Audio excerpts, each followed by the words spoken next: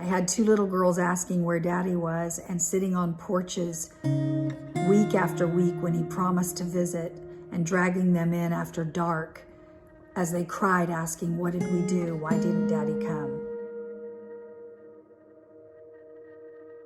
Over 30 years ago, I found myself in a single mother situation when my husband at the time decided he did not want to be married anymore. So he left me and our 2 daughters, who were 9 months and 3 years old at the time. I hadn't worked a job in a long time, and now here I was having to work 2 jobs just to be able to take care of them. It was a really low point in my life. I was trying to be mom and dad, working, dropping them off at daycare at 6 in the morning, picking them up at 6 at night, and they were grabbing my legs, crying every time, please don't leave, and it killed me every time that I had to drive away. But this is what I had to do to take care of them. 9 months into my second job that I was working, I met someone and I fell madly in love. I found out that he was into me, I was into him, and we started dating, and it became very serious very quickly. 9 months into the relationship, I was pregnant. I was terrified. I was mad at myself. How could I have let this happen? But I was in love. He was in love. We'd already been talking about getting married one day, having our own children. So I thought, okay, it's not the right time, but everything's going to be okay.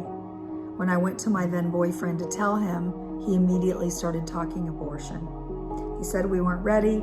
He told me and reminded me, you can barely take care of the 2 little girls that you have now. How are you going to be able to do this? We can have kids later once we get married. You're so early. Why don't you call an abortion clinic? I think that's the best choice. What he was saying to me wasn't foreign because I was already terrified. I already knew how much I was struggling. So I called the abortion clinic and I told this woman on the other line, her name was Helena, my entire story. For hours we were on the phone. I told her everything from my husband leaving, how devastated I was. My heart had been so broken. I had these 2 little girls who were just devastated that their father left, and even more so that mommy was never there because mommy was always working. And she said to me, honey, you'd be really selfish as a mother to bring another mouth to feed when you can barely take care of the 2 you have. So you know what the best choice for you is. And we can take care of it right away. It'll only take 15 or 20 minutes. We can take care of it on Saturday morning. So let's get you in. So I made the appointment. I hired a babysitter, kissed my baby girls goodbye, lied to the sitter about where I was going, and I drove 20 minutes to the abortion clinic. The whole way there, I had my hand on my stomach, begging this blob of tissue for forgiveness for what I was about to do. Telling this clump of cells, you don't want to be brought into the world. You don't want to be brought into my life. It's a mess right now. This is the best thing for you, and it's the best thing for your sisters and for me, but please, please forgive me for what I'm about to do.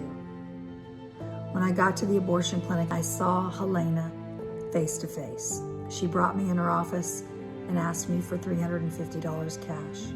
Before I handed it to her, I was crying and I said, are you sure this is okay? I have 2 children. I know the outcome of a pregnancy. Are you sure I'm doing the right thing? And she took my hand and she gently rubbed my hand and said, remember what I told you on the phone? You'd be so selfish to do this to your children. You're so young, you can have more children later.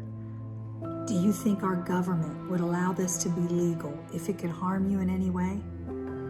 You can even go out tonight. It's not going to take long, and you'll be just fine. And this is the one thing I've never forgotten as well that she said at the very end. When you leave here, never think of this again.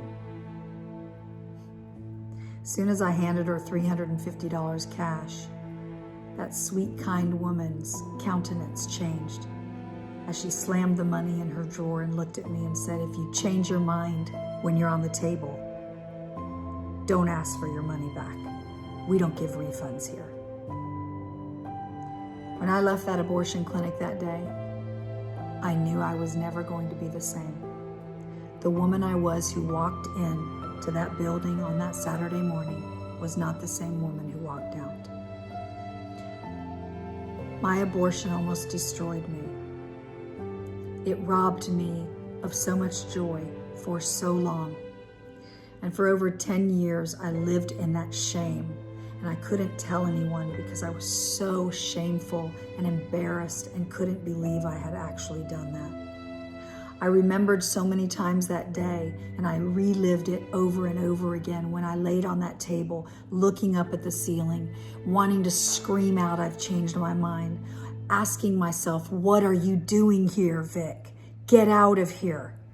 But I couldn't move because I was so paralyzed with fear. I was so worried that I would make them angry, even my boyfriend.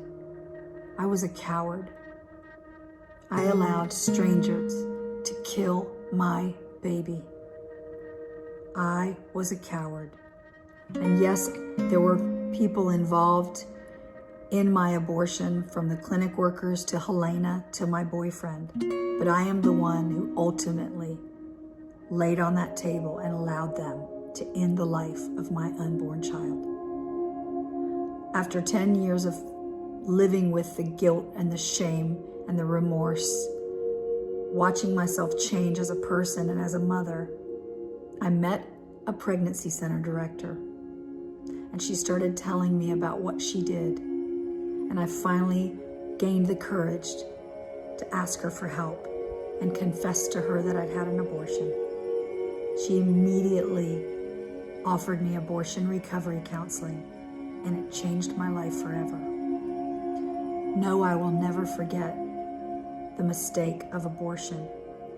But today, I make sure and tell anyone who will listen about the truth about what an abortion is. It not only destroys the unborn, but it destroys that unborn child's parents as well. But I'm so thankful to serve a Savior named Jesus, who has redeemed my life. And I know He'll keep the promise that one day I'll see my baby again.